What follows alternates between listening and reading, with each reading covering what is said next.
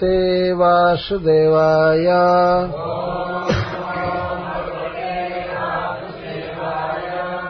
ओम नमो भगवते वासुदेवाय।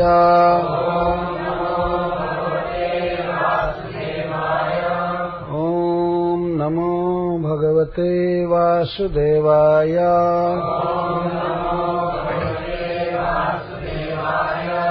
रुक्मिणी उवाच श्रुत्वा गुणान् भुवन सुन्दर शृण्वतां ते।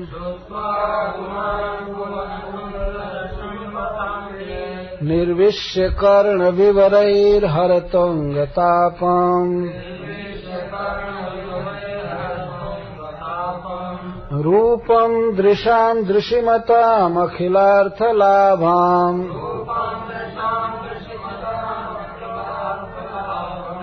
त्वय्यच्युता विशति चेतमपत्रपं मे।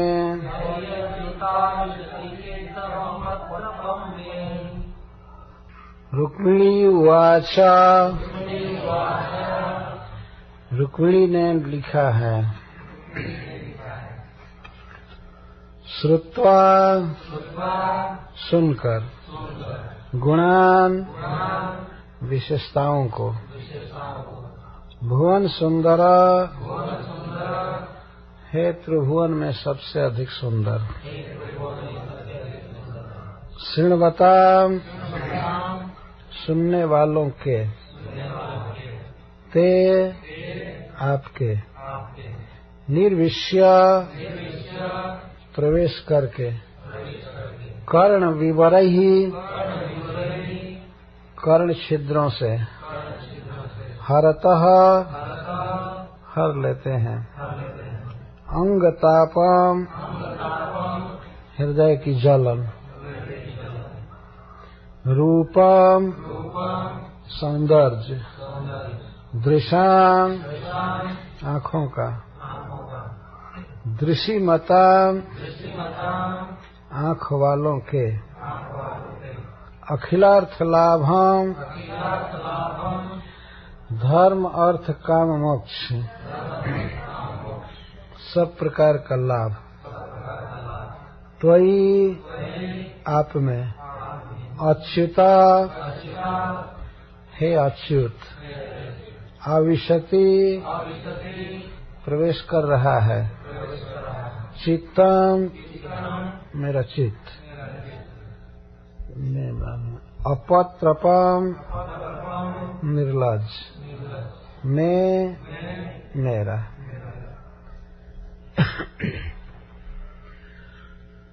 तो श्रीपाद श्रीधर स्वामी कहते हैं कि ब्राह्मण ने स्वयं ही उस पत्र को खोला और खोल करके भगवान से बांचने लगे, कहने लगे।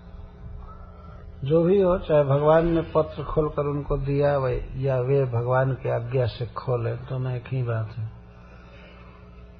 श्रीधर स्वामी जी कहते हैं कि भगवान ने कहा कि पत्र को खोलिए और पढ़िए, तो ब्राह्मण स्वयं ही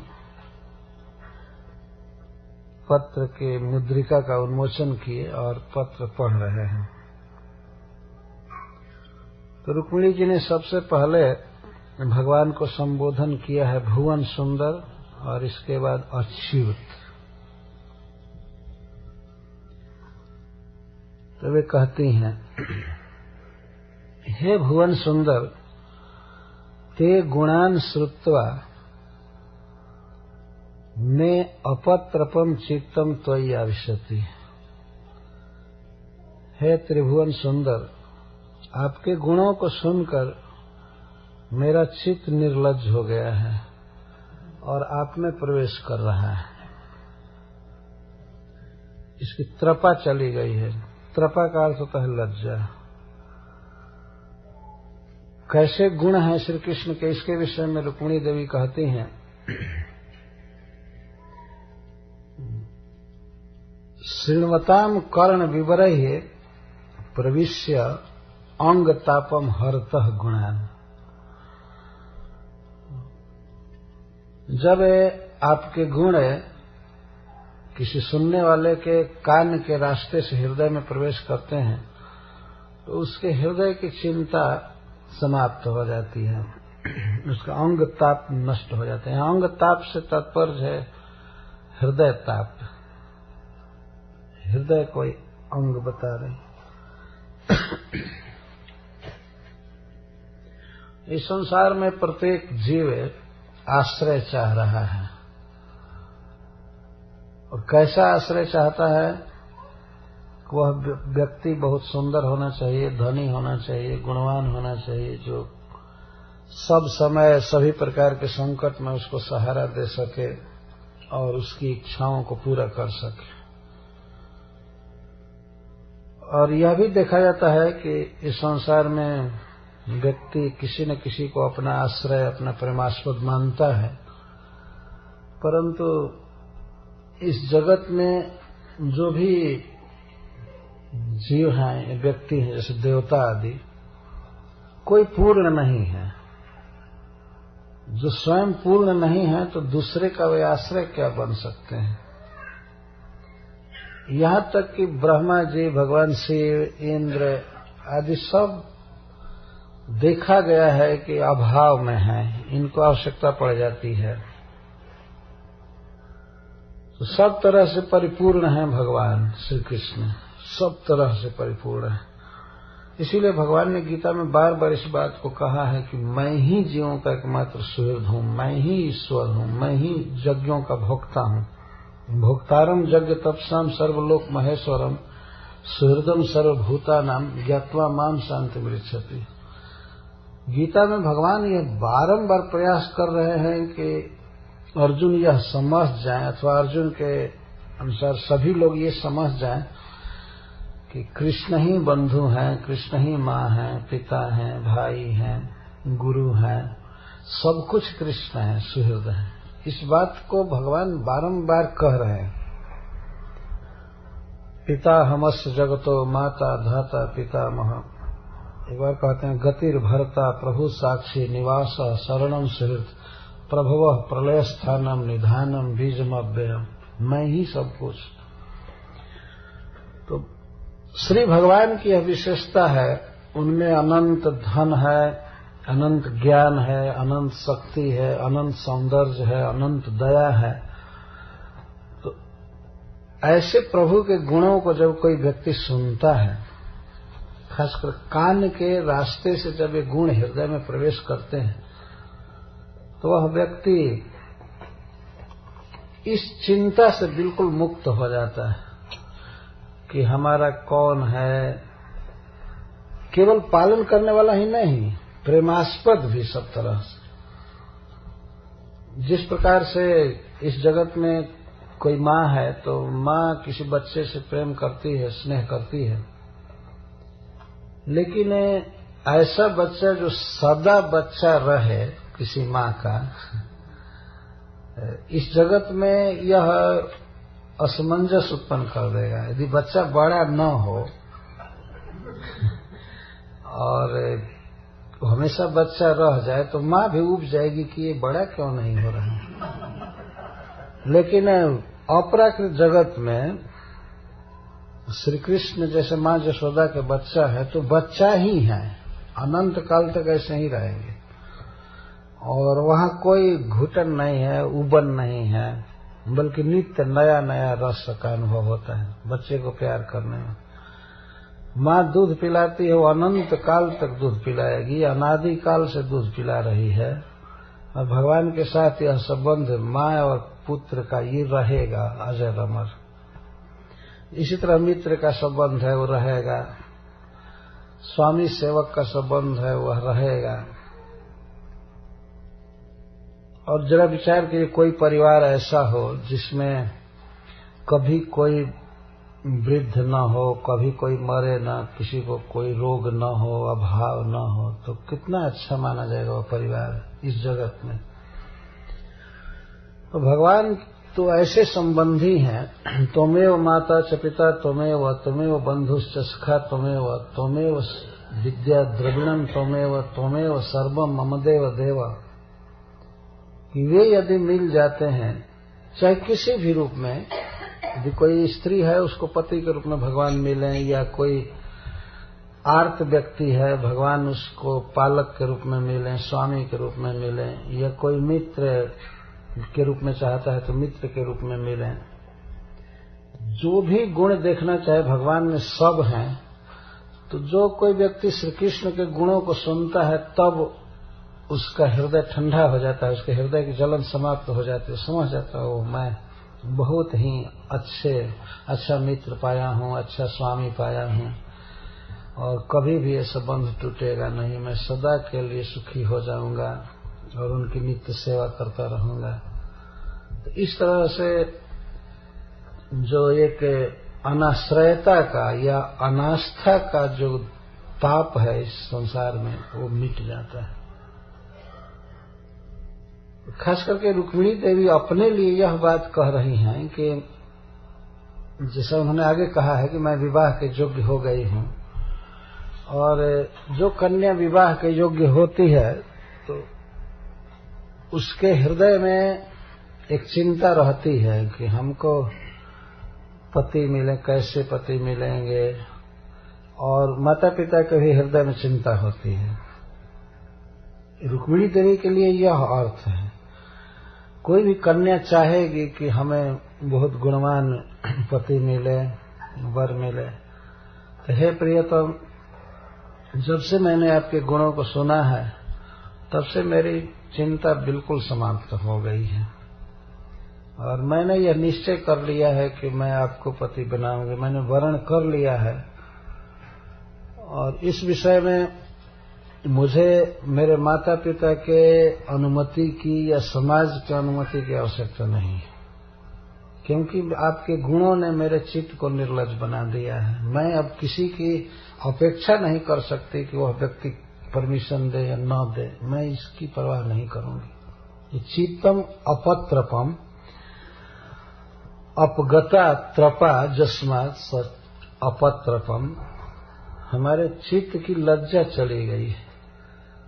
यह लज्जा की बात है नहीं। कोई लड़की पत्र लिखे किसी व्यक्ति को, और उस पत्र के लेखन में उसके पिता की अनुमति नहीं है, माँ की अनुमति नहीं है, यहाँ तक कि सखियों की अनुमति नहीं है, किसी की नहीं। तो रुक्मिणी जी को ऐसा लग रहा है कि ये जो मैं पत्र लिख रही हूँ तो एक सामाजिक शिष्टाचार के विरुद्ध आचरण कर रही हूँ, ये निर्लज्जता का आचरण है। लेकिन इसमें रुक्मिणी जी अपने हृदय को दोषी नहीं मान रहे, अपने चित्त को दोषी नहीं मान रहे। कृष्ण का गुण ऐसा है जो निर्लज बना दिया है। गोपियां ऐसे ही भगवान से कहती हैं कि कास्त्र्यंग ते कल्पदायत मूर्छिते न सम्मोहितार चरिता न चले त्रिलोक्या त्रैलोक सौभगमिदम च निरीक्ष रूपम जद गो द्विज द्रुम मृगः पुलकान्य विभ्रम। हे प्रियतम, कौन ऐसी स्त्री है इस जगत में, तीनों लोक में, कास्त्रंग ते कल्पदात मूर्छिते न, आप बताइए कौन ऐसी ज्योति स्त्री है तीनों लोकों में, कोई भी देवताओं की स्त्री हो, पतिव्रता हो, कुछ भी, कौन ऐसी है जो आपके बांसुरी के गीत को सुन करके और आपके इस रूप को देख करके वेद मर्यादा से विचलित न हो जाए? कौन ऐसी? भगवान के सामने कोई इसका जवाब नहीं था कि वो कहे कि अरुंधति है, अनसुईया है, वे लोग नहीं मोहित हो सकती हैं, जो भगवान कह सकते थे। गोपियां कहती हैं कौन ऐसी स्त्री है जो आपके बांसुरी के गीत को सुन ले और आपको देख ले आंख से, और फिर भी उसको धैर्य रह जाए, वो अविचल रह जाए, आप में प्रेम न करे, ऐसी कौन स्त्री है? अरे मनुष्यों की और देवताओं की बात छोड़ दीजिए, जद गो द्विज मृगा पुलकान्य अभिभ्रम, आपके बांसुरी के गीत को सुनकर, आपको देख करके गाय, वृक्ष, पक्षी ये पुलक धारण करते हैं, इनको पुलक होता है, हमने देखा है। तो हमने क्या गलत किया है यदि हमने अपने परिवार का त्याग करके आपसे प्रेम किया है? हम तो गोप जाति की हैं, आप भी गोप हैं, और एक बार नहीं हजारों बार हमने आपका बांसुरी सुना, आपको देखा, तो हम यदि घर को छोड़ करके आपके चरणों में आई हैं, हम आपकी दासी बनी, इसमें क्या आश्चर्य है। कोई भी स्त्री जिसके साथ आपका कोई संबंध नहीं है, देवी दैत्य या कहीं की स्त्री हो, वो अपने अनुरक्त हो सकती है। तो हे प्रियतम, आपके गुणों में ये विशेषता है, आपकी विशेषता है कि चित्त को ऐसा बना दिया। रुक्मिणी जी कहते हैं मेरा चित्त पूरा निर्लज हो चुका है, आप में प्रवेश कर रहा है। त्वयि आविशति का अर्थ है कि अब कुछ भी चिंतन नहीं कर रहा है, मेरे चित्त में केवल आप बसे हैं, मैं आपका चिंतन कर रही हूं। तो आपके गुणों को जब से मैंने सुना है तब से मेरा मन निर्लज हो गया है और आप में प्रवेश कर रहा है। आपके गुण सुनने वालों के हृदय में प्रवेश करके उसकी जलन मिटा देते हैं। और आपका रूप, रूपम दृश्याम दृश्यमताम अखिलार्थ लाभम, दो बात करें। एक तो आपके गुणों को मैंने सुना और आपके रूप को सुना। श्रुत्वा रूपम, यहाँ भी क्रिया लगेगी क्योंकि अभी देखा नहीं है रुक्मिणी जी ने भगवान को। आपके गुणों को सुनकर, आपके रूप को सुन करके मेरा मन सब कुछ भूल चुका है, केवल आप में प्रवेश कर रहा है। और हे प्रियतम, आपका रूप ऐसा है कि दृश्यमतान दृश्यम, आंख वालों के आंखों का अखिलार्थ लाभम, सारा लाभ वही है।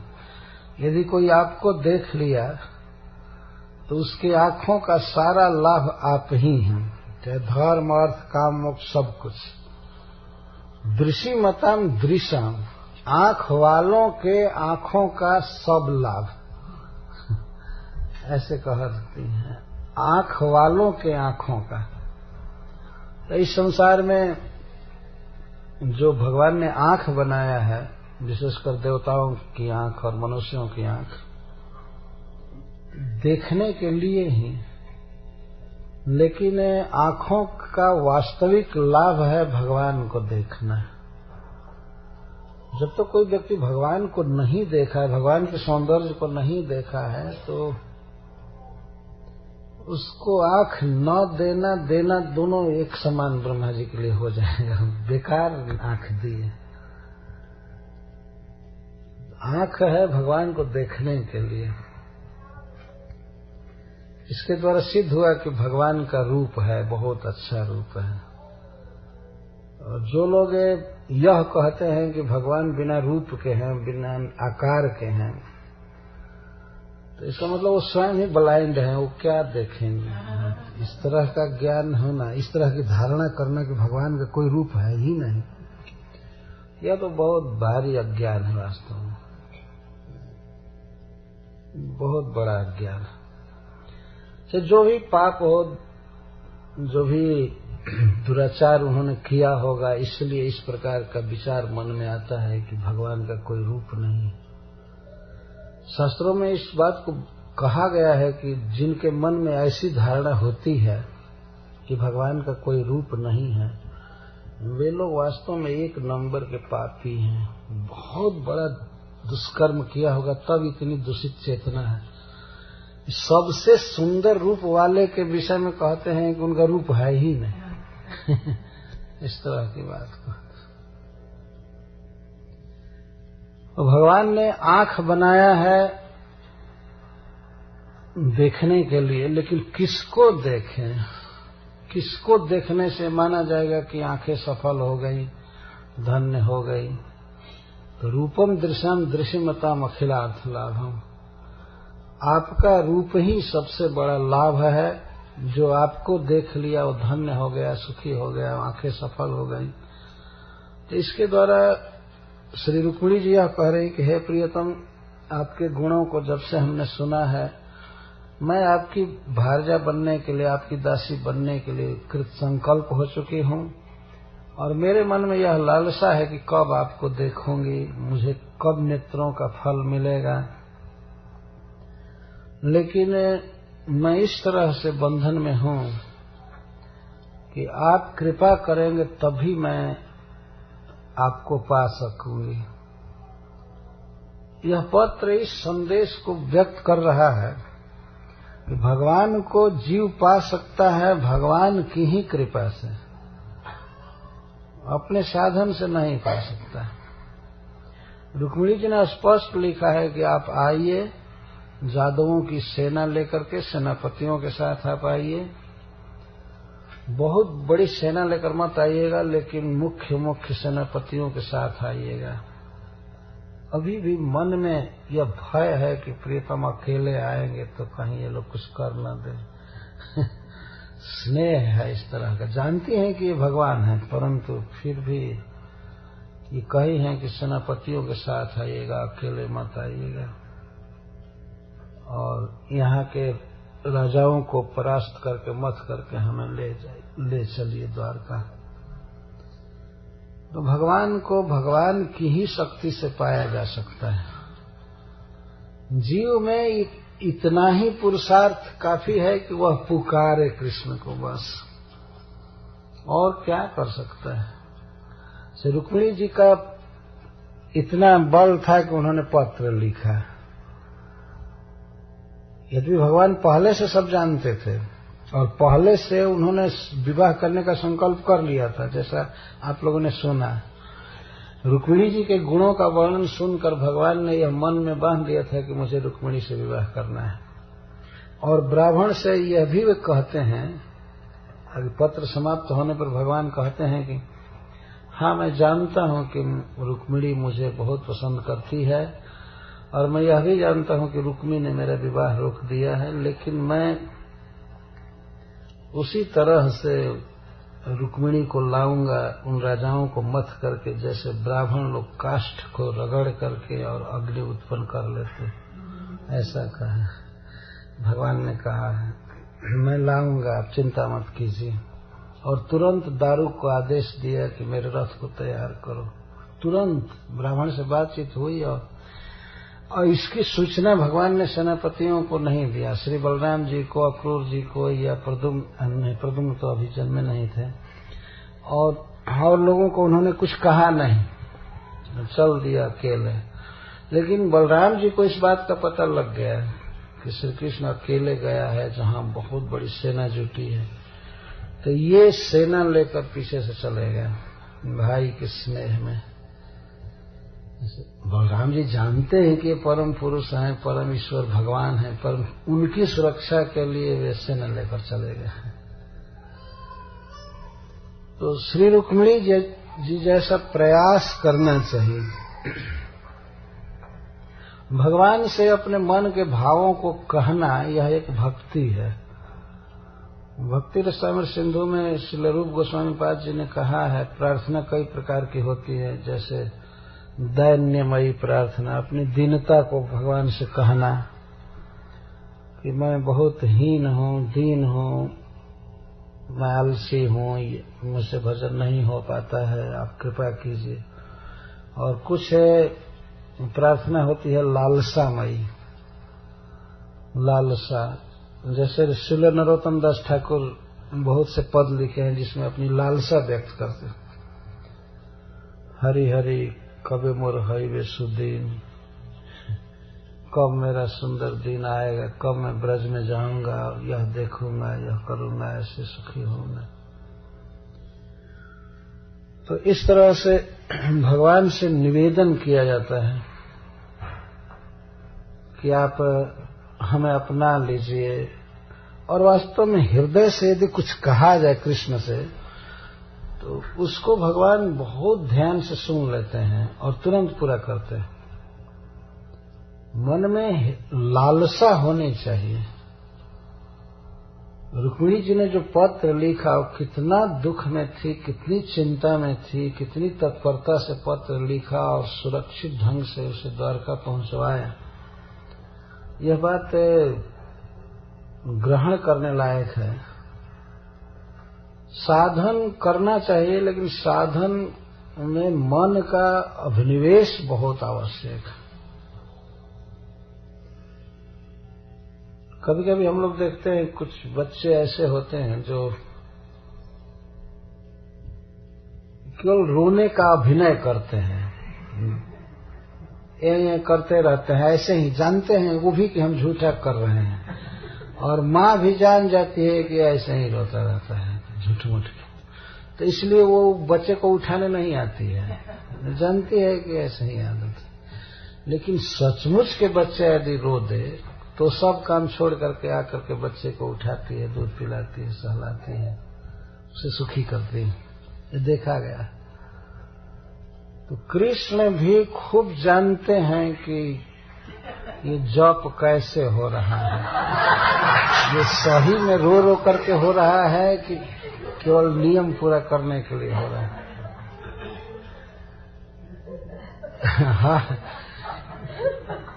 ये समझना चाहिए, वास्तव में क्वालिटी बढ़ानी चाहिए जप की या प्रार्थना की, भक्ति की तत्परता से।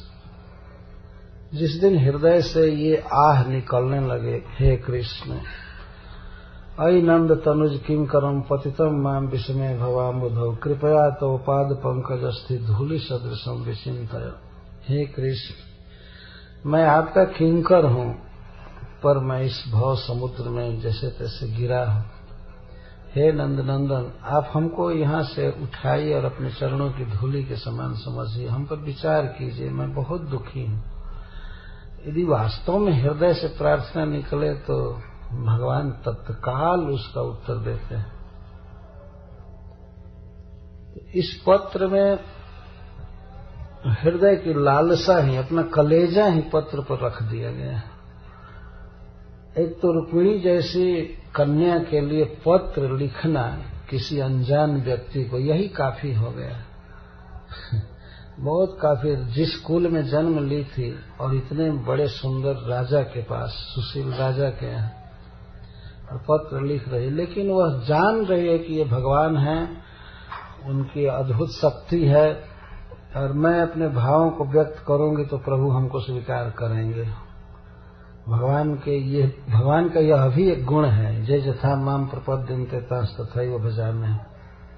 हमको कोई जिस भाव से भजता है तो मैं भी उस भाव का उत्तर वैसे देता हूँ, यह भी गुण है। और रुक्मिणी ने भगवान के गुणों को सुना था, उसे विश्वास था कि भगवान उसकी बातों का सत्कार करेंगे। ऐसा नहीं कि उधर से पत्र लिख दे कि तुम निर्लज्ज हो, ऐसा क्यों लिखा तुमने, ऐसा नहीं कर सकते। तो रुक्मिणी भगवान के गुणों पर प्रकारांतर से दोषारोपण कर रही है, गुण बता रही, लेकिन दोष जैसा कि आपके गुण ने हमारे चित्त को निर्लज बना दिया। आप इतने सुंदर हैं, इतने गुणवान हैं, आप कृपालु हैं, अतः हे प्रियतम, मैंने जब से आपके विषय में सुना है मेरा चित्त निर्लज हो गया और आप में प्रवेश कर रहा है। चित्तम त्वयि आविशति, आ का अर्थ सम्यक और विशति का अर्थ होता है प्रवेश। आप में मेरा चित्त पूरा पूरा प्रवेश कर रहा है। चित्त प्रवेश कर रहा है, इसका मतलब ये हुआ कि मैं अपने जीवन में परम पुरुषार्थ के रूप में केवल आपको जानती हूँ। अब मेरे दृष्टि के सामने मेरे मन में कोई दूसरा विचार नहीं है, कुछ भी मेरे लिए सिद्धि नहीं है, आप ही परम सिद्धि हैं, आप ही परम साध्य हैं। और हम जैसे साधकों के लिए, भक्तों के लिए यह बात बहुत बड़ा संबल देता है। श्रुत्वा गुणान, आपके गुणों को सुन करके यह निश्चित बात है कि जैसे भी हो, हम लोग भी एक पथ अपना लिए हैं, कृष्ण के पथ पर चल दिए हैं कि हम कृष्ण को पाएंगे। तो कृष्ण को पाने का तो कोई ऐसा उपाय नहीं है कि कृष्ण कहीं हैं, उनको हाथ पकड़ करके हम लावें या उनके चरण कमल पकड़ लें, लेकिन उनके विषय में सुनना यही है कृष्ण को पाने का पहला सोपान।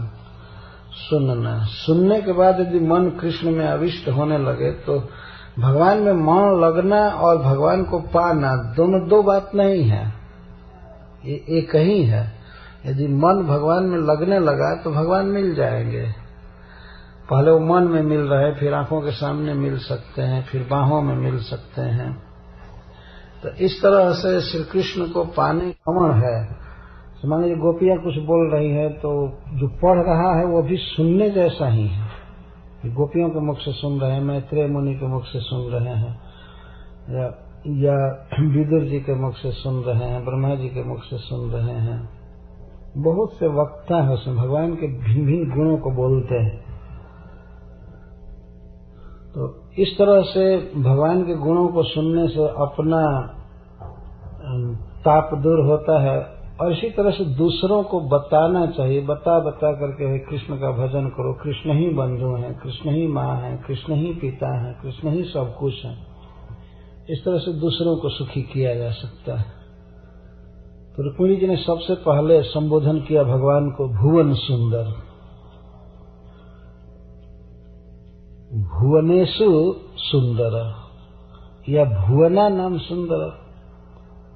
भुवन का अर्थ होता है ब्रह्मांड, अथवा भुवन का अर्थ होता है प्राकृत अप्राकृत सारा लोक।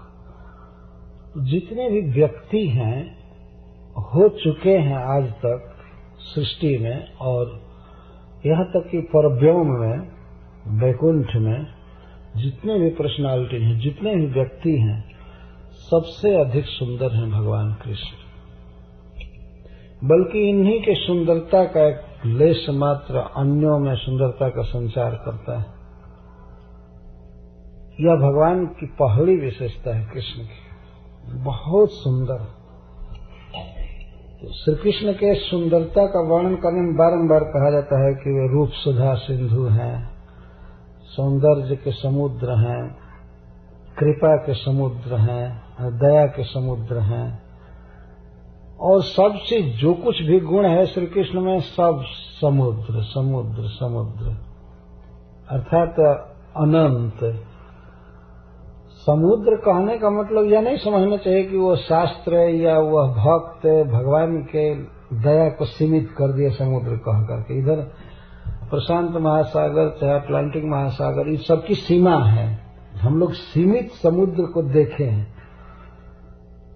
यद्यपि एक व्यक्ति के लिए वो अभी असीम जैसा ही है, परंतु फिर भी नक्शे में देखते हैं कि एक सीमा है। लेकिन भगवान श्री कृष्ण के सौंदर्य की कोई सीमा नहीं, उनके दया की कोई सीमा नहीं है। इन दो गुणों ने सुखदेव गोस्वामी को भक्त बना दिया। भगवान ने पूतना का उद्धार किया, तो पूतना के उद्धार में भगवान ने अपनी कृपा की सीमा दिखा दिया। कितनी दयालु।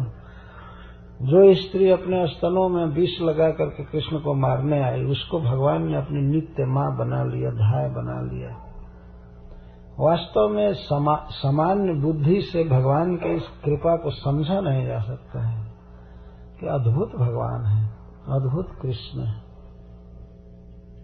माँ का वेश बना करके, गोपी का वेश बना करके आई थी, और बच्चे को, 6 दिन के बच्चे को मारने के लिए जहर लगा, फिर भी उसको, अब भगवान रोज उसका दूध पीते हैं गोलोक, नित्य माँ बना लिए। लेभे गतिम धातृचिताम पतन्यम कमवा दयालुम शरणम ब्रजेम। उद्धव जी कहते हैं कि ऐसा कौन दयालु है जिसकी मैं शरण लूं? कौन ऐसी दया किया है जो पुतना जैसी राक्षसी को अपनी मां बनाया, यशोदा जैसा पद दिया? कोई नहीं है। तो भुवन में भगवान सबसे अधिक सुंदर। भुवन जैसे ऊपर के भुवन में ब्रह्मा जी का लोक है, जन लोक, महर लोक, तप लोक आदि है। सत्यलोक में वो रहते हैं, उसके बाद तप लोक, फिर जन लोक, महर लोक, ऐसे नीचे आते हैं। तो देवता बहुत अधिक सुंदर हैं। इंद्र लोक में जो लोग रहते हैं वो मनुष्यों की अपेक्षा बहुत अधिक सुंदर है। यहाँ तक कि सुतल तल आदि लोकों में जो दैत्य रहते हैं वे भी बहुत सुंदर हैं। किसी किसी लोक में नाग भी बहुत सुंदर है। केवल सर्प के ही आकार में नहीं रहते हैं, देवता के रूप में रहते हैं, बहुत सुंदर। इस पृथ्वी पर जो मनुष्य हैं, मनुष्यों में सुंदरता का वर्णन नहीं पाया जाता है शास्त्रों में। ऐसा कहा जाता है, मनुष्यों को सुंदर माना ही नहीं गया। जहां तक सुंदरता की बात आती है तो जैसे उसमें हम लोग पढ़ते हैं, जब भगवान मोहिनी रूप धारण किए, दैत्य लोग उनसे प्रश्न करते हैं मोहिनी से, तुम कौन हो? तो लोग स्पष्ट कहते हैं कि क्या तुम देवी हो या दैत्य हो, दैत्या हो। टीका में बात लिखी गई, मानवी तो हो ही नहीं सकती। ये वहां पर निष्कर्ष निकाला गया, क्योंकि इतनी सुंदरी है मोहिनी, इतनी सुंदरी है कि देव समाज में ही ऐसा संभव हो सकता है। और खास करके जब भगवान श्री कृष्ण अवतार लिए इस जगत में, जब वे आए तो इसके पहले, आने के पहले जितने भी बड़े बड़े कवि, विद्वान, लेखक होते थे, वे लोग स्त्रियों के सौंदर्य का खूब वर्णन करते थे। भरा पड़ा है संस्कृत साहित्य, सब स्त्रियों को ही सुंदर मानते थे। लेकिन जब भगवान श्री कृष्ण प्रकट हुए ब्रज में, तो भगवान के सौंदर्य को देख करके कवियों ने, पहले के जो कवि कविता किए थे उनको भी धिक्कारा और संकल्प किया कि अब हम कान पकड़ते हैं कि हम स्त्री के रूप का वर्णन नहीं करेंगे। उनको बिल्कुल फीका लगने लगा। भगवान के सौंदर्य के आगे स्त्रियों के रूप की कोई चर्चा थी ही नहीं, इतना सुंदर भगवान है। और दशम स्कंध में इस बात का बहुत विस्तार से वर्णन किया गया है। भगवान के रूप के आगे कोई किसी स्त्री को सुंदर देखे, ऐसा संभव ही नहीं था। पुरुष हो चाहे स्त्री हो, कोई हो, सब श्री कृष्ण के सौंदर्य पर लुब्ध थे। और श्री कृष्ण जहां भी जाते थे वहां उनको देखने के लिए लाखों लाख लोग जुटते थे, कोटि कोटि लोग। जब स्वर्ग में गए थे माता अदिति का कुंडल देने के लिए और इंद्र का छत्र देने के लिए, तो उस समय सारे देवता सब जगह से श्री कृष्ण को देखने के लिए जुटे थे। यह वर्णन है भागवत में। जब सुतल लोक में गए थे बलि के पास, तो वहां सब भीड़ जुटी थी सब देखने के लिए। मथुरा गए तो सब स्त्रियां, काम धंधा या बालक वृद्ध, कोई भी जहां थे वहीं से भाग देखने के लिए। भीड़ न के मारे बंद हो ही जात द्वार है, सारा सड़क जाम हो जाता था। द्वार में, घर में प्रवेश करने को किसी को नहीं मिलता था, इतना धक्का हो जाता था देखने के लिए कृष्ण को जहां जाते थे। इसीलिए महाराज युधिष्ठिर ने यह यज्ञ की योजना बनाया कि एक जगह कृष्ण को सब लोग आकर के देखें, सारे ब्रह्मांड राजसूय सभा में। यही उनकी इच्छा थी। और भीष्म पितामह ने अपनी स्तुति में कहा भी है कि युधिष्ठिर के राजसूय यज्ञ में जब लोगों ने भगवान कृष्ण के सौंदर्य को देखा, तो सब लोगों ने यही कहा कि ब्रह्मा के बाद एक सुंदर मनुष्य बनाने की जितनी कला थी सब यहीं खप गई कृष्ण को बनाने में। अब उसके पास यह नहीं, अब कला बची नहीं। यद्यपि भगवान श्री कृष्ण ब्रह्मा के बनाए हुए नहीं हैं, लेकिन फिर भी लोग के दृष्टि से बात कही जा रही। सब लोग यही कहते थे कि अब ब्रह्मा के पास इतना सुंदर बनाने की कला रही नहीं, सब खपा दिया इसी में, कृष्ण में सब समाप्त कर दिया। ये भीष्म पितामह मरते समय भगवान के विषय में एक कह रहे हैं। सब लोग यही कह रहे थे, जो जहां था बस यही चर्चा करता था कि ओहो अद्भुत है, अद्भुत है, अद्भुत, अद्भुत सौंदर्य। और चाहे वो वृद्ध हो, बालक हो, चाहे स्त्री हो, पुरुष हो, सब यही वर्णन करते थे। श्रीमद् भागवतम में जगह जगह इन बातों का संकेत किया गया है। मथुरा में जब गए और कंस के मल्लशाला में, जहां पर रंगशाला, जहां पहलवानों के साथ दंगल हो रहा था।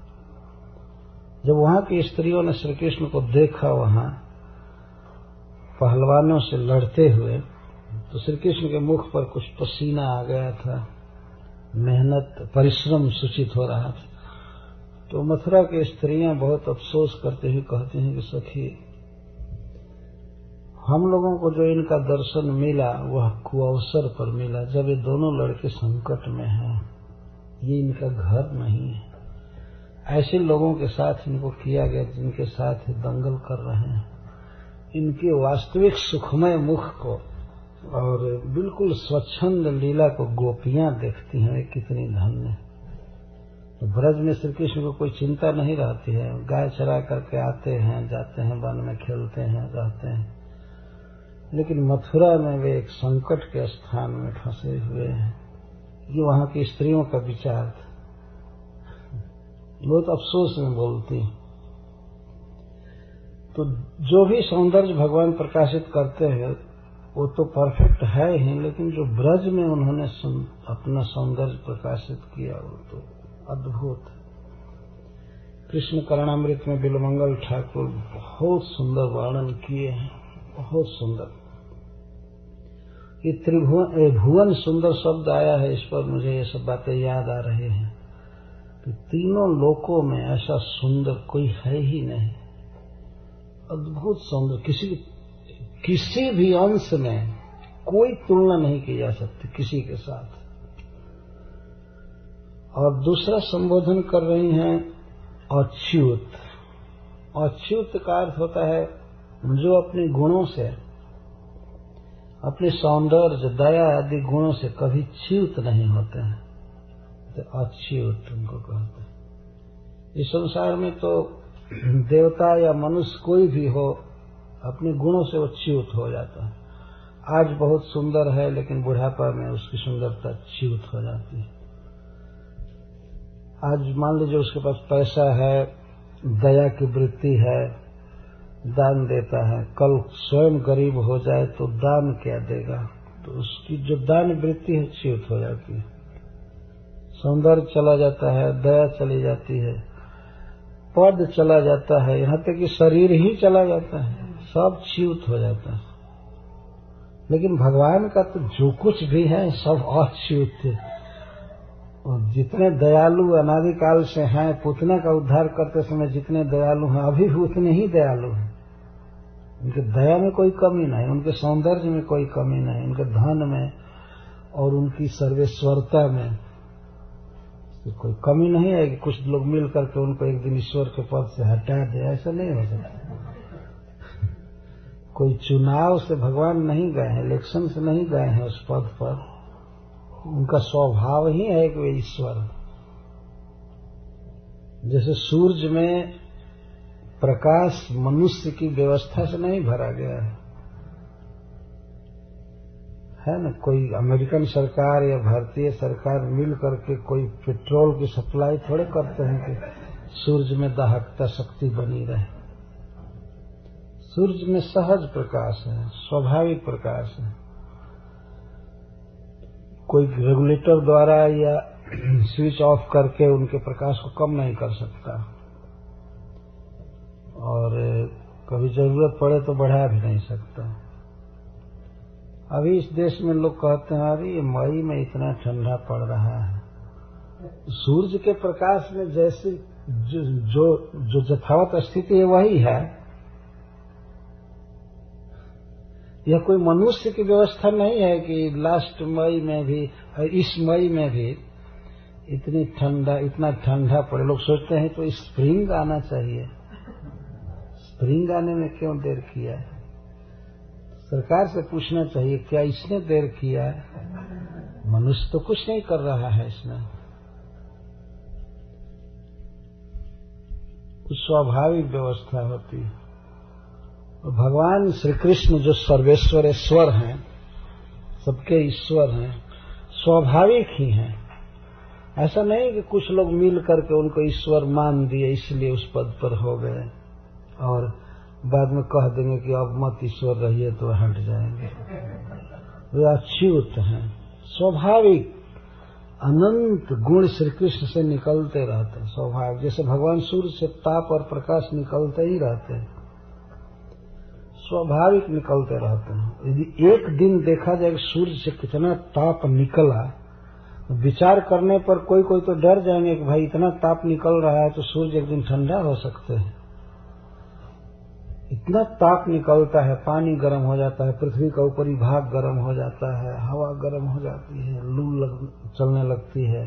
गर्मी के दिन में देखते हैं हम लोग, जैसे भारतवर्ष में इतनी गर्मी निकल रही है और निरंतर 24 घंटे निकल रही है, लेकिन अशेष तेज है। ब्रह्म संहिता में सूर्य को कहा गया कि अशेष तेज है, इनका तेज अशेष है, कभी शेष नहीं होगा, खत्म नहीं हो सकता। जच्चक्षुरेश सविता सकल ग्रहाणाम राजा समस्त सुर मूर्ति रशेष तेज जस्या गया भ्रमति संभृत काल चक्रो गोविंदमादि पुरुषम तमहम भजामि। ये तो हम मनुष्यों को विचार करना चाहिए। सहज जो स्वाभाविक शक्ति है सूर्य की, उसके द्वारा ईश्वर का कुछ कुछ अध्ययन किया जाता है। इसलिए चैतन्य चरितामृत में कहा गया है, कृष्ण सूर्य सम माया है अंधकार, जहाँ कृष्ण तहाँ नहीं माया अधिकार। तो जैसे सूर्य में स्वाभाविक ताप है और प्रकाश है, उसी तरह भगवान श्री कृष्ण में स्वाभाविक दया, स्वाभाविक सौंदर्य, स्वाभाविक सब कुछ। यद्यपि और विश्लेषण करके देखा जाए तो सूर्य में स्वाभाविक नहीं है, वह गोविंद का दिया हुआ है। सूर्य में जो प्रकाश है, जो मनुष्य की व्यवस्था के अनुसार देखा जाए तो वो स्वाभाविक है, परंतु सूर्य की वास्तविक व्यवस्था पर विचार किया जाए तो वह स्वाभाविक नहीं है, वह कृष्ण का दिया हुआ है। प्रभास्मी शशि सूर्य जस्य प्रभा प्रभवतो जगदंड कोटि, यह श्री कृष्ण का है। तो श्री कृष्ण अच्युत हैं, उनमें सब कुछ स्वाभाविक है। श्री कृष्ण में चेतना स्वाभाविक है, ज्ञान स्वाभाविक है, बल, सौंदर्य, दया, ऐश्वर्य, सब कुछ स्वाभाविक है। वह किसी बाहरी व्यवस्था से संभव नहीं होता है। इसीलिए ये सब गुण श्री कृष्ण में रहते हैं, अतः उनका एक नाम है अच्युत। नाम ही है, बहुत सुंदर नाम है। अर्जुन ने सबसे पहले भगवान को यही कहा कि हे अच्युत, दोनों सेनाओं के बीच में मेरे रथ को खड़ा कीजिए। सेनयोर उभयोर मध्य रथम स्थापय में चितम। भगवान ने कहा क्यों, क्या जरूरत पड़ गई? तो कहा जावा देता निरीक्षे हम जो धुकामान अवस्थित है, मैं जरा देखना चाहता हूँ कौन कौन युद्ध करने आए। तो अच्युत शब्द बोल रहे हैं, उसमें उनका आशय ये है कि हमारे आदेश का पालन करेंगे, जरूर रथ को ले चलेंगे, तो आज्ञा दे रहे हैं। वो भी जानते हैं कृष्ण ईश्वर है, भगवान है, परंतु फिर भी सख्य भाव से कभी च्युत नहीं होते हैं, तो आदेश का पालन किए। रुक्मिणी जी के पत्र में इस शब्द का यह अर्थ है कि हे प्रभु, हे प्रियतम, आप में जो भी गुण हैं वे कभी समाप्त नहीं होते हैं, यहाँ तक कि कभी कम भी नहीं होते हैं, समाप्त होने की बात तो दूर रही। न वियंतिस्म कर हिचित, पृथ्वी माता ने कहा है कि श्री कृष्ण में जो भी गुण है न वियंती, कभी व्यय नहीं होते हैं, और देवताओं के पास जो गुण है वो व्यय होते हैं, खत्म होते हैं, खत्म होते होते सब समाप्त हो जाते हैं एक दिन पूरा पूरा। लेकिन श्री कृष्ण के जो भी गुण हैं सब अव्यय। तो आप हम पर कृपा कीजिए, इस पर मान लीजिए भगवान यह कहें कि अहो अति धार्ष्ट, एक कुलवती कन्या के लिए यह अति धृष्टता की बात है, इस तरह से पत्र लिखना ये अति हो गया। श्री श्रीधर स्वामी जी पत्र के उपक्रम में ये बात लिखते हैं।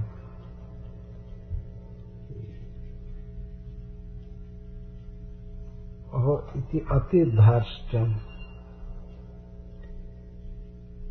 कुल कन्या नाम इदम अति धार्ष्ट्यमिति मां संकीर्त्या।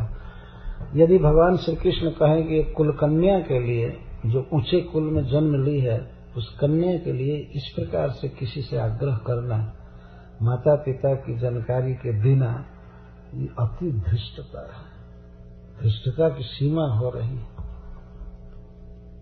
तब वे कहते हैं नहीं, यह मेरी धृष्टता नहीं है, आप अपने गुणों पर विचार कीजिए। तब वे कहते हैं का त्वा मुकुंद महती कुलशील रूप विद्या वयो द्रविण धाम अभिरात्म तुल्यम धीरा पतिम कुलवती न वृणीत कन्या काले नृसिंह नरलोक मनोभिरामम। हे प्रियतम, आप इस संसार में कुल में, शील में, सौंदर्य में, विद्या में, यौवन में, धन में और घर में अथवा प्रभाव में अपने ही तुल्य हैं। आपके समान दूसरा कोई नहीं है। यहाँ जितना भी नाम दिया गया है, इन विषयों में श्री कृष्ण आत्मतुल्य हैं। श्री कृष्ण के समान कोई दूसरा नहीं है। कुल की दृष्टि से देखा जाए तो बहुत पावन कुल है जिस कुल में भगवान ने जन्म लिया है। अद्भुत पवित्र कुल है। श्रीमद् भागवत के 9वें स्कंध में ये सब लिस्ट दिया गया है। भगवान के पिता अनकदुंदुभी वसुदेव जी जैसा चरित्र वास्तव में पूरे वैदिक इतिहास में मिलना बहुत कठिन है। इतने वे शुद्ध और महान पुरुष हैं वसुदेव जी, भगवान के पिता। भगवान श्री कृष्ण बहुत गौरव का अनुभव करते हैं जब उनसे कोई पूछता है आपका क्या परिचय है, तो कहते हैं मैं वसुदेव जी का पुत्र हूँ, इसलिए लोग मुझे वासुदेव कहते हैं। भगवान को इस बात का गर्व होता है कि इनको इतने अच्छे पिता मिले हुए हैं। अद्भुत प्रतिभा और अद्भुत गुण है वसुदेव जी का, अनकदुंदुभी का। तो यह तो डायरेक्ट पिता बने, लेकिन इस कुल में अगर देखा जाए तो अत्रि से प्रारंभ करके एक से एक श्रेष्ठ पुरुष हुए हैं निर्मल चरित्र। महाराज पुरुरवा, जिनके पास स्वर्ग की सबसे श्रेष्ठ सुंदरी स्वयं ही इनके गुणों से आकृष्ट होकर आई थी, देवी होकर के एक मनुष्य के पास आई थी। ये सामान्य बात नहीं है। और अपने आप उसने प्रार्थना किया इनके पास रहने के लिए। तो स्वर्ग में रहने वाली, देव समाज में रहने वाली स्त्री एक मनुष्य के पास आवे तो पुरुरवा महाराज हुए, इस कुल में हुए नहुस, जिन्होंने इंद्र पद संभाला, इंद्र के पद पर काम किया। इस तरह से बहुत बहुत श्रृंखलाएं हैं, 9वें स्कंध में पढ़ने लायक है। बहुत निर्मल चरित्र पुरुष हुए। और शरणागत वत्सल शिवी महाराज, जिन्होंने एक कबूतर के प्राण की रक्षा के लिए अपना शरीर भी काट करके दे दिया, मांस दे दिया था, इसी वंश में थे। और इस वंश में एक बार एक जगह पर देखते हुए वहां लिखा गया 14,000 ब्रह्मचारी रह गए और सबने भगवान श्री कृष्ण को प्राप्त किया। भागवत में लिखा गया 9वें स्कंध में। और भी बहुत से महान पुरुष इस कुल में हुए हैं। तो रुक्मिणी जी सबसे पहले कुल शब्द का उल्लेख कर रहे हैं। कुल की दृष्टि से देखा जाए तो हे प्रियतम, आप अपने ही समान हैं, आपके समान दूसरा कुल है ही नहीं। तो कुलशील, शील का अर्थ होता है नम्र व्यवहार। और शील का मुख्य अर्थ है बड़ों के प्रति नम्र होना, समान के प्रति मित्रता का व्यवहार करना और अपने से जो हीन है उन पर दया करना, इसको शील कहा गया है। तो शील में श्री कृष्ण के समान कोई दूसरा नहीं है, आत्मतुल्य, अपने समान अनुपम है आप। अब तो भागवत के द्वारा ये उदाहरण दिया जाए तो उसमें बहुत देर लगेगी कि शील कहाँ कहाँ भगवान का प्रकट हुआ है, कहाँ कहाँ इनके शील प्रकट हुए हैं, शील गुण। अब सुने होंगे कि महाराज युधिष्ठिर के यज्ञ में आने वाले अतिथि ब्राह्मणों के चरण भगवान धोते थे, यह उनका शील है। उसी यज्ञ में सबसे श्रेष्ठ व्यक्ति के रूप में उनकी पूजा हुई, सबसे श्रेष्ठ, और साफ घोषित किया जा रहा था कि ये परब्रह्म है, परमात्मा है, भगवान है। यह भी हो रहा था, लेकिन वहीं पर वह परमात्मा ब्राह्मणों के चरण धो रहा था। यह शील की पराकाष्ठा हो गई। भृगु जी ने भगवान के वक्षस्थल में लात मार दिया, लेकिन भगवान अपने बेड से शेषनाग की सज्जा से उतर करके भृगु जी के चरण पकड़कर सहलाने लगे कि आपके चरण कमल कोमल हैं, मेरा वक्षस्थल बहुत कठोर है, और हे ब्राह्मण, आपके आने की सूचना नहीं थी, इसलिए मैं आपका स्वागत नहीं कर सका, मुझे क्षमा कर। इस प्रकार का शील कहाँ देखने को मिलेगा? तो श्री कृष्ण शील में भी अपने समान आप ही हैं, ऐसा कोई दूसरा नहीं। भगवान श्री राम की लीलाओं में शील इतना प्रकट हुआ है, इसलिए उनको शील निधान कहते हैं। जब महाराज दशरथ से बात कर रहे हैं, भगवान वन में जाते समय दशरथ जी उन्हें मना कर रहे हैं, एक प्रकार से मूर्छित पड़े हैं। एक्शन से ऐसा ही लग रहा है कि नहीं नहीं, वन में जाने की जरूरत नहीं है, लेकिन भगवान समझाते हैं कि इस छोटी सी बात के लिए आप इतना दुख मानते हैं, आपके चरण कमल की कृपा से मैं बहुत शीघ्र निर्विघ्न वनवास पूरा करके आ जाऊंगा। और वाल्मीकि रामायण में लिखा गया, भगवान कहते हैं कि पिताजी, आप इतना धर्म किए हैं, आप इतना दान किए हैं, आप इतना जीवों का उपकार किए हैं कि आपके कर्मों के कारण वन में मेरा कुछ भी नुकसान नहीं होगा। इस तरह बोल रहे हैं। आपकी महानता से, आपकी दानशीलता से मैं सफल रहूंगा और जल्दी लौटूंगा, आप मुझे आज्ञा दीजिए। यह है भगवान का शील। कभी अभिमान में भगवान श्री कृष्ण नहीं बोले, कभी भी। जब मुचकुंद महाराज से भेंट हुई गुफा में, तो मुचकुंद महाराज कहते हैं कि आप कौन हैं, आपके गोत्र का क्या नाम है, आपके पिता का क्या नाम है, और आपने क्या क्या कर्म किया है, कुछ बताइए। तो भगवान अपना नाम तो बताए, वासुदेव, अपने पिता का नाम बताए, लेकिन क्या क्या कर्म किया है तो वहां पर बोलने में कहते हैं, काल नेमि रहतः कंसः, जो पहले काल नेमि था वो कंस मारा गया, और एक दो और मारे गए, और हे महाराज आपकी तीक्ष्ण दृष्टि से यह मर गया। भगवान ने यह नहीं कहा कि मैं किया, कहते कंस मारा गया, ये हुआ, और आपके दृष्टि से ये मर गया।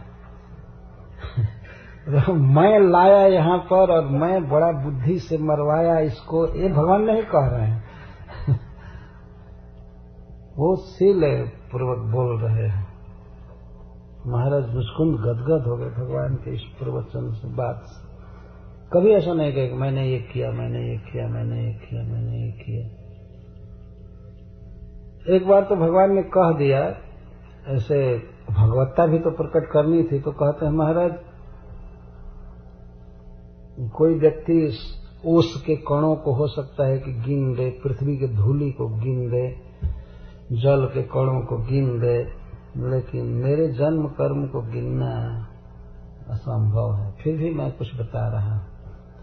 तो अपना जन्म, वर्तमान जन्म बताया कि मैं वसुदेव जी का पुत्र हूं, इसीलिए लोग मुझे वासुदेव कहते हैं। और काल नेमि मारा गया, और एक दो मारे गए, और कुछ भी भगवान ने नहीं कहा कि मैं पहाड़ उठाया, कालिए का दमन किया, यह किया, वह किया, ऐसे किया, कुछ भी नहीं बोल रहे थे। यदि कोई ऐसे बड़ा व्यक्ति पूछ दे किसी से कि आप क्या क्या किए हैं, तो आदमी तो बुद्धि लगाकर पूरा रिकॉर्ड करेगा, ये किया ये किया ये किया। उसे चुप कराना पड़ेगा भगवान, अब हमारे पास इतना टाइम नहीं है सुनने का। लेकिन भगवान अति संक्षेप में अति नम्र भाषा में बोलते हैं, इसको शील कहते हैं। और शुरू में जब देवकी वसुदेव कारागृह में थे और कृष्ण बलराम गए उनके पास, जो गोद में नहीं लिए ईश्वर समझ करके, तो भगवान ऐसी बात बोले कि पिताजी, मैं ऐसा कर्म का मारा हुआ व्यक्ति हूं कि आपका प्रेम नहीं मिला, माँ का स्तन पीने को नहीं मिला, मुझे जन्म लेते ही मुझे दूर रहना पड़ा और इसीलिए मैं आपकी सेवा नहीं कर सका। आप मेरी ही रक्षा के लिए मुझे दूर रखा है, अतः आपकी सेवा नहीं कर सका। अब हम लोग करेंगे, अब क्षमा कीजिए। मानो भगवान ये सोच रहे थे कि पिताजी गोद में नहीं ले रहे हैं हमारे किसी अपराध के कारण। तो कहते हैं कि जिस माता पिता ने शरीर को जन्म दिया, पाला पोसा, उसको कौन सी वस्तु दे करके उसके ऋण से मुक्त हुआ जा सकता है। तो हम लोग आपकी सेवा नहीं कर पाए, दैव के मारे हम लोग जहाँ तहाँ घूमते रहे। एक तो जान बचाना था छिप करके। इस तरह की बात बोलने से देवकी वसुदेव के चित्त में स्नेह की धारा उमड़ गई और तत्काल वो गोद में ले ली। माँ देवकी दूध पिलाने लगी कृष्ण को उस समय। तो भगवान की लीलाओं में शील बहुत प्रकट हुआ है। रुक्मिणी जी एक एक बातों को लिख रहे हैं। कुल शील रूप की चर्चा हो गई। विद्या में श्री कृष्ण आत्मतुल्य। इतना पढ़ा लिखा व्यक्ति, इतना ज्ञानी, तो पढ़ा लिखा क्या हो तो स्वरूप से ही ज्ञानमय है। तो आत्मतुल्य। कुरुक्षेत्र के मैदान में उन्होंने कुछ बोल दिया श्लोक, वही भगवत गीता है और उसके समान कौन ग्रंथ है? कोई नहीं है। थोड़े से शब्दों में और गूढ़ से गूढ़ तत्व का वर्णन जो भगवान ने किया है गीता में, इतने संक्षेप में इतना सुंदर वर्णन और कहीं नहीं मिलता है। और सब कुछ परफेक्ट है। सभी विद्वान इसका लोहा मानते हैं गीता का। यह श्री कृष्ण की विद्या है। अच्छा, ऐसा नहीं कि श्री कृष्ण पढ़े लिखे तब विद्या प्राप्त हुई। जिस दिन प्रकट हुए, जन्म लिए, उसी दिन अपने माता पिता के भूत भविष्य वर्तमान सबको बताने लगे कि आप पूर्व जन्म में यह थे, ऐसे थे, ऐसे थे, मेरा भजन किए तो मैं आपका पुत्र बना, फिर पुत्र बना, तीसरी बार बना हूँ, आप डरिए मत। और भगवान जिस दिन प्रकट हुए, जन्म लिए, उसी दिन माता पिता के पूर्व जन्म की बात बता रहे। और इधर मनुष्य तो जन्म लेता है तो पूर्व जन्म की बात छोड़िए, अपने विषय में ये जानता नहीं है कि कौन घर में जन्म लिया हूँ, पापा कौन है, मम्मी कौन है। बच्चे को मालूम रहता है? कुछ भी नहीं। कुछ दिन के बाद तब बताया जाता है तुम्हारे पिता का ये नाम है, सीखो, रटाया जाता है। तुम्हारी माँ का ये नाम है, ऐसा है वैसा है, तब कुछ सीख पाता है। हमारे यहाँ एक मकर संक्रांति का मेला होता है, खिचड़ी का मेला कहते हैं उसे। तो गांव के छोटे छोटे बच्चे जाते थे, मैं भी जाता था कई बार। तो देखा लोग बच्चों के पॉकेट में उसका एड्रेस लिखकर डाल देते थे कि कहीं बच्चा खो गया तो दूसरे लोग पढ़ने वाले पढ़ करके उसको उठा करके उसको रखेंगे। उसको पता नहीं है, न उसको पढ़ने आता था, न जानकारी थी कि हमारा पिता कौन है, माँ कौन है, गांव कौन है, कुछ भी नहीं पता। तो प्राय लोग लिख लिख करके डाल देते थे, चाहे कमीज पर भी ऐसे लिख देते थे बाहर से कि इसके पिता का ये नाम है, गांव ये नाम है। तो कोई आदमी पढ़ करके और उसको उठा करके भूले भटके शिविर में डाल देता है। ये ज्ञान है मनुष्य का। तो अपने बारे में ही ज्ञान नहीं है कि किस गांव का हूँ, किस पिता का पुत्र हूँ, किस माँ का पुत्र हूँ, अपने विषय में कोई ज्ञान नहीं। और यह अज्ञान बहुत दिन तक चलता है। जन्म लेने से कितने वर्ष तक चलता होगा? 4 वर्ष चलता होगा ना। 4 वर्ष कभी 5 वर्ष भी भोदे लड़के होते हैं तो 5 वर्ष भी चलेगा। कुछ पता ही नहीं लगता है कि कौन माँ है, कौन पिता, कहाँ गांव है, क्या है। लेकिन भगवान तो प्रकट हुए और बस सब कुछ बताने लगे। उनके सारे आभूषण, केश, वस्त्र सब स्वाभाविक थे। यह भगवान की विद्या है, क्योंकि वे नख से सिख तक ज्ञान घन है, चिन्मय। श्री कृष्ण इस विषय में अपने समान आप ही हैं। विद्या और वयः यौवन, वयः का अर्थ है यौवन। श्री कृष्ण ऐसा लगता है कि आज ही जवानी में प्रवेश कर रहे हैं, नव यौवन। युवक नहीं है, यौवन में प्रवेश करते हैं। बस आज ही लगता है कि आज ही नव किशोर अवस्था से यौवन में प्रवेश कर रहे हैं, नित्य किशोर। यह भगवान का वयः है, नित्य किशोर। भगवान तो कभी बूढ़ा हो ही नहीं सकते, वो जवान भी अच्छा से नहीं होते, नित्य किशोर रहते हैं। आद्यम पुराण पुरुषम नव यौवनम, इसको नव यौवन कहते हैं, यौवन नहीं, नव यौवन, किशोर अवस्था। प्रस्फुटत यौवन ऐसे कभी कभी कहा गया, ये आज ही प्रवेश कर रहे हैं, प्रस्फुटत नव यौवन। वयः और द्रविण्य, द्रविण्य का अर्थ धन। सारा जगत तो भगवान कृष्ण के अधिकार में है। भूमि रापो नलो वायु खम मनो बुद्धिरेव च अहंकार इत्य में भिन्ना प्रकृति रष्ट है। भगवान खुलम खुला कहते हैं कि सब मेरा है, ये मेरी प्रकृति है, मतलब मेरा है सब कुछ। जितना इस पृथ्वी में पेट्रोल है, सोना चांदी, जो कुछ भी है सब श्री कृष्ण का है। और वास्तव में श्री कृष्ण का है। लोग भले यूज करें, यहां से निकाल करके यहां गहना बनाओ, वहां बक्सा में डालो, लेकिन सब यही रह जाएगा। जिसका है उसी के पास रहेगा। 1 तोला भी लेकर जा नहीं, 1 ग्राम भी लेकर जा नहीं सकते। वो भले जमा कर ले सोना टनों, जहां तहां रख ले, लेकिन रखा भर रहेगा, वो कुछ भी लेकर जा नहीं सकते। और भगवान तो छोड़ दिए हैं सब भिखमंगे जिए खाएं, क्या कहें।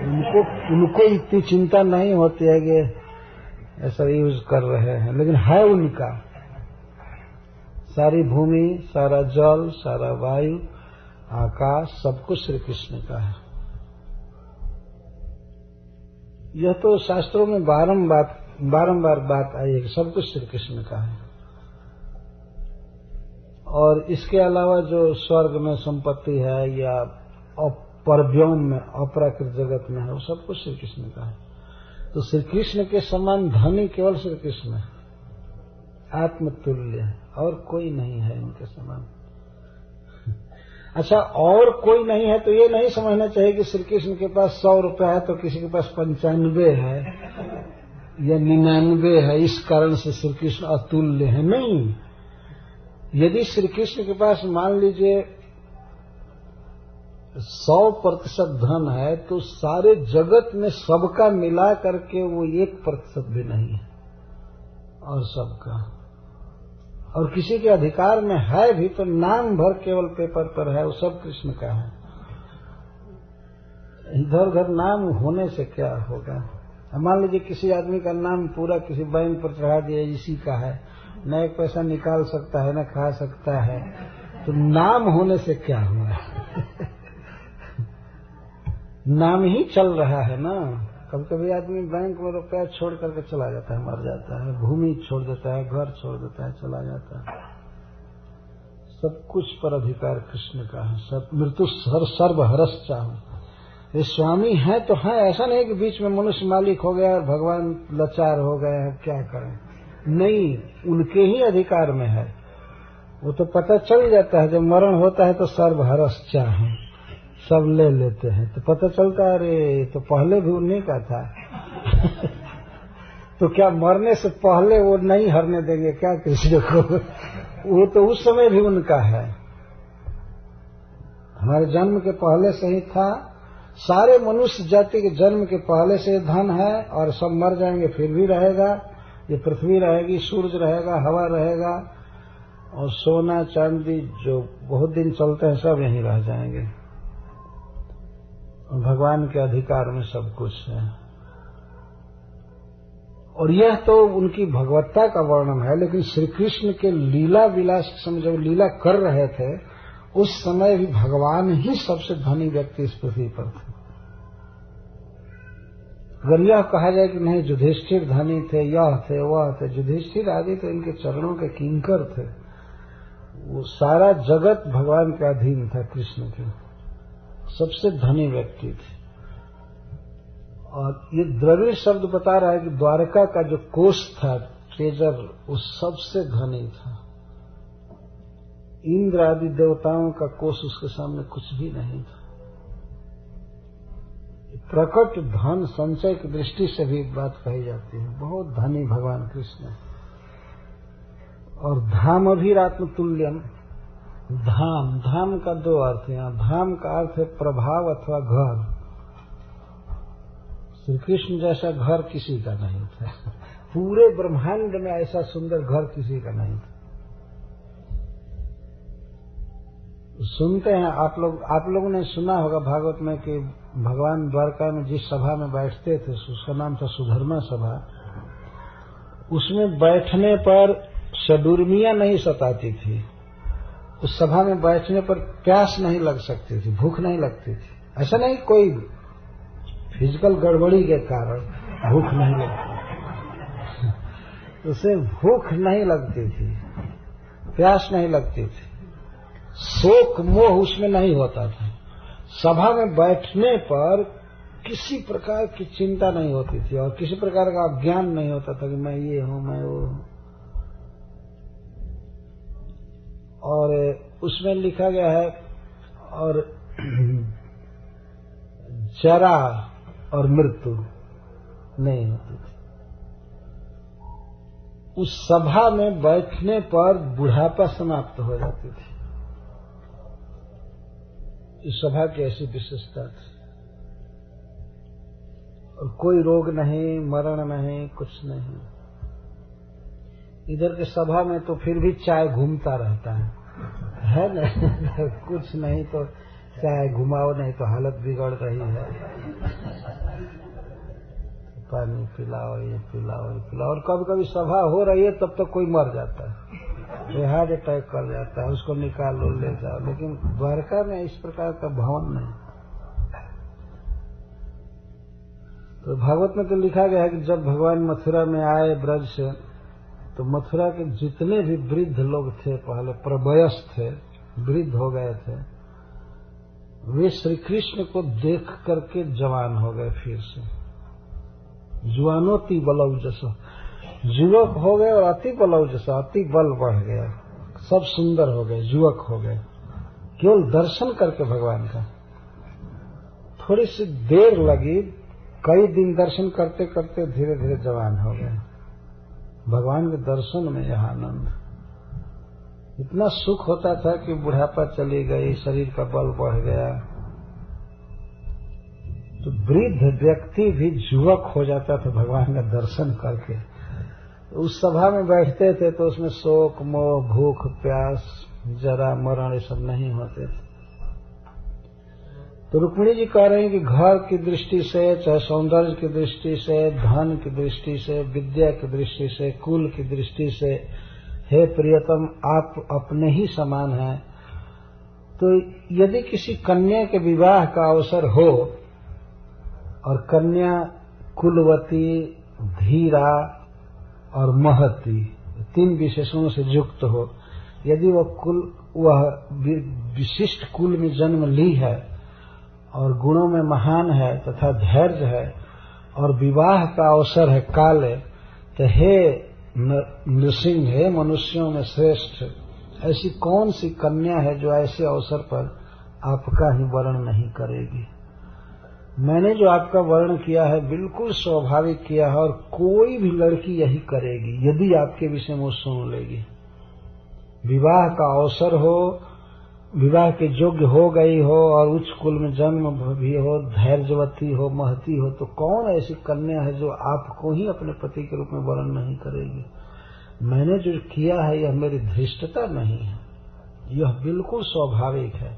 आपके गुणों के अनुसार आप ही हमारे पति हैं। मैंने आपका जो वर्ण किया है आपके गुणों को देख करके वर्ण किया है, ये धृष्टता नहीं है। धृष्टता तो तब मानी जाती जब मैं ही यह केवल कार्य करती, नहीं, कोई भी कन्या यही करेगी यदि वो महती है। महती से मतलब बुद्धिमती